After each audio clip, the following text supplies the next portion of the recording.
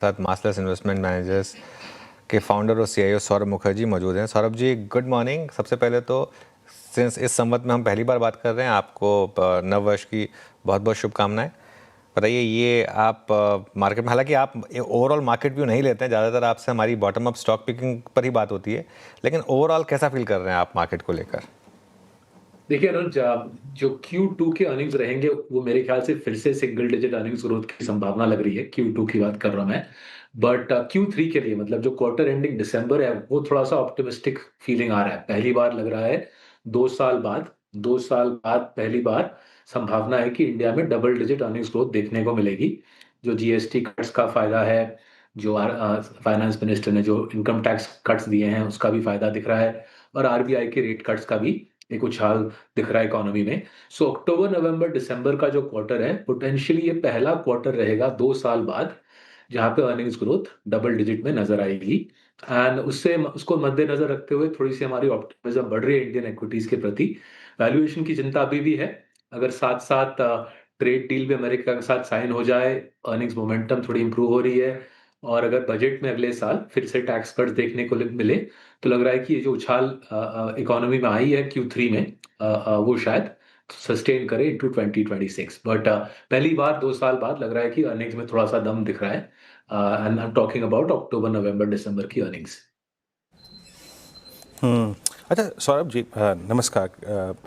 वीरेंद्र बोल रहा हूँ अभी यहाँ से, क्योंकि आप मिड कैप्स में आपकी बहुत अच्छी अच्छी फाइंडिंग होती हैं।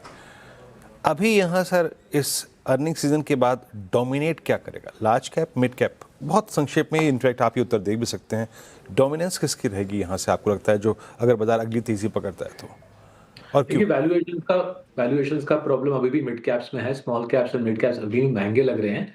मुझे सबसे अट्रैक्टिव स्पेस इंडिया में हाई क्वालिटी लार्ज कैप्स लग रहा है। जैसे काफी सालों से बात चल रही है आप लोगों के साथ, हाई क्वालिटी लार्ज कैप्स का लास्ट 5 साल में खास पार्टिसिपेशन रहा नहीं है इंडियन स्टॉक मार्केट के बुल रन में। तो HDFC बैंक की बात करें, या अगर हम एशियन पेंट्स की बात करें, तो कुछ खास पार्टिसिपेशन रहा नहीं। हाल ही में लास्ट फ्यू मंथ्स में HDFC बैंक ने शानदार प्रदर्शन दिखाया है। मुझे मुझे लगता है आगे का जो दौर आ रहा है इकोनॉमिक रिकवरी में, 2026-27 की बात कर रहा हूँ, वहां पे top quality financial services stocks जैसे कि HDFC, ICICI, export oriented place जैसे कि डिवीज लैब, इनका इनका योगदान, इनका कंट्रीब्यूशन ज्यादा रहेगा। स्मॉल एंड मिड कैप का जो रैली है, वो अर्निंग्स की जो स्थिति है, स्मॉल एंड मिड कैप की जो अर्निंग्स की स्थिति है, वो नाजुक है। वैल्यूएशंस एक्सपेंसिव है, इसलिए मुझे थोड़ा डिफिकल्ट लग रहा है समझने में क्यों फिर से स्मॉल एंड मिड कैप्स में रैली दिखेगी। Large cap, quality large caps, वहां पे मुझे अच्छी रिकवरी नजर आ रही है 2026-27 में। ओके, चलिए सौरभ जी, कोई फ्रेश पोर्टफोलियो स्टॉक्स जो आपने ऐड करे हों या कहीं टॉपअप करा हो, जो आपको इस समय लग रहा है कि अच्छे लेवल्स पर आ गया है स्टॉक? तो देखिए, दो स्पेसेस, अगर लीविंग असाइड लेंडर्स, दो और स्पेसेस जो मुझे लग रहा है कि अट्रैक्टिव रहेगा। पहला, हेल्थ केयर का जो पूरा खेल है, अस्पताल, पैथ लैब्स, डायग्नोस्टिक्स, दवाई, ये वाला क्षेत्र मुझे अभी भी अट्रैक्टिव लग रहा है, क्योंकि जहां से दिख रहा है भारत सरकार अपना खर्चा पुल बैक कर रही है हेल्थ केयर पे, और भारत सरकार आयुष्मान भारत प्रोग्राम को बढ़ावा दे रही है, प्रोत्साहन दे रही है। सो हेल्थ केयर के स्पेस में हमने नारायण हृदयालय में 2 साल पहले निवेश किया था, उसको और बढ़ा रहे हैं उस निवेश को। साथ ही साथ डॉक्टर लाल पैथ लैब्स के साथ हमने विजय डायग्नोस्टिक्स को भी हमारे पोर्टफोलियो में ले लिया है।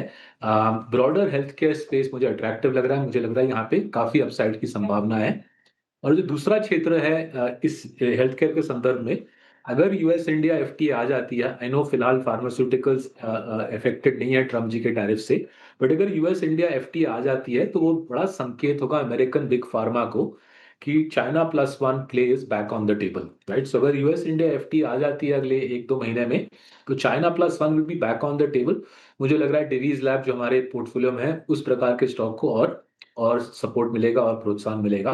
सो ये पहला स्पेस है। दूसरा है मैन्युफैक्चरिंग एक्सपोर्ट्स, जहां लॉजिकल है कि ट्रम्प जी के 50% टैरिफ्स के बाद मैन्युफैक्चरिंग एक्सपोर्टर्स को एक धक्का लगा है। जैसे कि मानिए सोना कॉमस्टार जैसे स्टॉक को धक्का लगा है, गरवारे टेक्निकल फाइबर्स जैसे स्टॉक को धक्का लगा है, LT फूड्स जैसे स्टॉक को धक्का लगा है। अगर ये टैरिफ डील अमेरिका के साथ आ जाती है, मैन्युफैक्चरिंग एक्सपोर्ट स्पेस में भी मुझे लगता है एक फिर से एक रैली दिखेगी, बिकॉज लॉजिकल है 15% टैरिफ से मैन्युफैक्चर्ड गुड्स एक्सपोर्टर्स जो यूएस में सामान बेचते हैं उनको 15% टैरिफ से बहुत फायदा होगा compare to the current situation of 50%। So ये दो स्पेसेस हैं जहां पे हम अपने एक्सपोजर्स बढ़ाने की कोशिश कर रहे हैं वैल्यूएशंस को मद्देनजर रखते हुए। वाकई मुझे याद है अच्छी तरीके से विजय डायग्नोस्टिक तो सौरभ जी आपने बहुत अच्छी जगह पिक किया था। अच्छा, अगर मैं अभी ट्यून रहूं फार्मा पे ही, मेरे ख्याल से मैं आपके डिस्कशन को पढ़ता रहता हूं कई बार, एक एपीआई सप्लायर का जिक्र किया था एक्विटास केमिकल्स का, और ये आपकी कब की एडिशन है सौरभ जी? ये 2 बहुत ही साल अच्छा पहले हुआ, आई मीन स्पेशली। आज कौन वीरू जी कौन? हाँ, मतलब बहुत, ये आपका एडिशन किस लेवल पे, और आई मीन मल्टीफोल्ड व्यू दिया, रिटर्न दिए इसने। 500 रुपये हुआ करता था अप्रैल 2024 में, ऑलमोस्ट 1900 तक हो गया है। अभी क्या व्यू है इस पर आपका? सो हमने एक्विटास को करीबन दो साल पहले लिया था एक्चुअली, हाँ एग्जैक्टली 2 इयर्स अगो लिया था। तब उसका नाम आई थिंक अमी ऑर्गेनिक्स होता था। फिर अमी ऑर्गेनिक्स का नाम बदल के एक्विटास हो गया। सो कंपनी ने हाँ शानदार प्रदर्शन दी है। वैल्यूएशन थोड़ी सी मुझे हाई लग रही है, बट स्ट्रॉन्ग अर्निंग्स आ रहे हैं, इसलिए अभी भी हमारे पोर्टफोलियो का हिस्सा है। हमारे small and mid cap portfolio में एक्विटास का 2 साल से हिस्सा है। शानदार काम किया है कंपनी ने। जैसे आपने समझाया वीरू जी, एक्विटास एपीआई नहीं बनाता, बल्कि दूसरे एपीआई सप्लायर्स जैसे कि डिवीज लैब, दूसरे एपीआई सप्लायर्स जैसे कि डिवीज लैब को रॉ मटेरियल्स बेचता है जो एपीआई के अंदर जाती है। और इनके जो यूरोपियन क्लाइंटेल जो एक्विटास ने बनाई है, जो यूरोपियन बिग फार्मा में जो उनकी क्लाइंटेल बनी है, वो शानदार बनी है। और उसके बदौलत इस कंपनी की अर्निंग्स ग्रोथ कुछ 40-50% से भाग रही है। वैल्यूएशन वैल्यूएशन हाई लग रही है, बट जैसे मैंने समझाया, पूरा मुझे लग रहा है कि दवाई का जो चाइना प्लस वन प्ले है, दवाई का चाइना प्लस वन प्ले, वो एपीआई मैन्युफैक्चरर जैसे कि डिवीज लैब हो या उसका सप्लायर एक्विटास हो, ये खेल मुझे लग रहा है बड़ा चलेगा अगले 2-3 साल में, स्पेशली अगर यूएस इंडिया एफटीए साइन हो गया।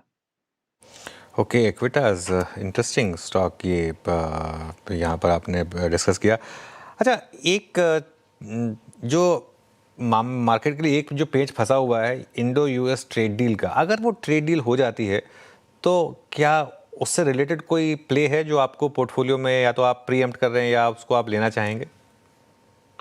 तो देखिए, ट्रेड डील मेरे ख्याल से 2 प्रकार की हो सकती है। एक तो है थोड़ा सिंबॉलिक सा, जनता को दिखाने के लिए, बोथ साइड्स पे जनता को दिखाने के लिए एक दिखावे वाला डील, जहाँ पे 20-25% पे टैरिफ्स होंगे और बोलने के लिए तो ट्रेड डील हो गया, बट इंडिया को शायद बहुत फायदा वैसे टोकन ट्रेड डील से ना हो। और दूसरा हो दमदार ट्रेड डील की 15% टैरिफ्स पे इंडिया अपना सामान यूएस में बेचे। अगर वैसी ट्रेड डील आ गई अनुज, अगर वैसी ट्रेड डील आ गई, तो मुझे लग रहा है ऑटो एंसिलरी एक्सपोर्टर्स को फायदा रहेगा, एपरल एक्सपोर्टर्स को फायदा रहेगा, generally light industrial manufacturing companies who sell their products into America, उनको एक बड़ा छलांग मिलेगा, बिकॉज 15% किसी दूसरे एशियन कंट्री को, 15% का टैरिफ डील दूसरे एशियन कंट्री को, जापान के अलावा किसी दूसरे एशियन कंट्री को 15% वाला डील मिला नहीं है। तो अगर 15% वाली डील आ गई, तो auto ancillaries, generally light industrial manufacturing, उस स्पेस में आई थिंक इंटरेस्ट बढ़ जाएगी। और साथ ही साथ और एक चीज याद रखना चाहिए, देर आर अदर स्पेसेस जैसे कि दवाई, जैसे कि आईटी सर्विसेज, जहाँ पे एक एप्रीहेंशन है, एक आशंका है कि भैया आज नहीं कल शायद ट्रम्प जी का कोई टैरिफ आ जाए। अगर 15% वाली यूएस इंडिया एफटीए आ गई, तो वो एप्रीहेंशन भी हट जाएगी कि दवाई और आईटी सर्विसेज के ऊपर कोई धक्का भविष्य में आएगा। सो पूरा माहौल around export oriented companies improve होगा, and I think that will be a great space to invest in, because domestic economy की हालत मुझे अभी भी थोड़ी नाजुक लग रही है। जॉब क्रिएशन का माहौल इंडिया में ग्रेटेस्ट नहीं है, जॉब क्रिएशन का माहौल अभी इंडिया में थोड़ा कमजोर है, इसलिए एक्सपोर्ट ओरिएंटेड प्लेस को बढ़ावा मिल जाएगा। So small and mid cap में वैल्यूएशन ज़्यादा कंसर्न, उसके कॉन्टेक्स्ट में अगर एक्सपोर्ट ओरिएंटेड प्लेस खेलना है, तो मेरे ख्याल से खेलना अभी है, before the India US FTA gets done. इसलिए अपने एक्सपोर्ट ओरिएंटेड प्लेस का वेटेज पोर्टफोलियो में आज बढ़ा रहे हैं, rather than waiting for the deal to actually get done. All right, बहुत बहुत शुक्रिया सौरभ जी आज हमारे साथ जुड़ने के लिए और इन सब स्टॉक्स पर बात करने के लिए। आगे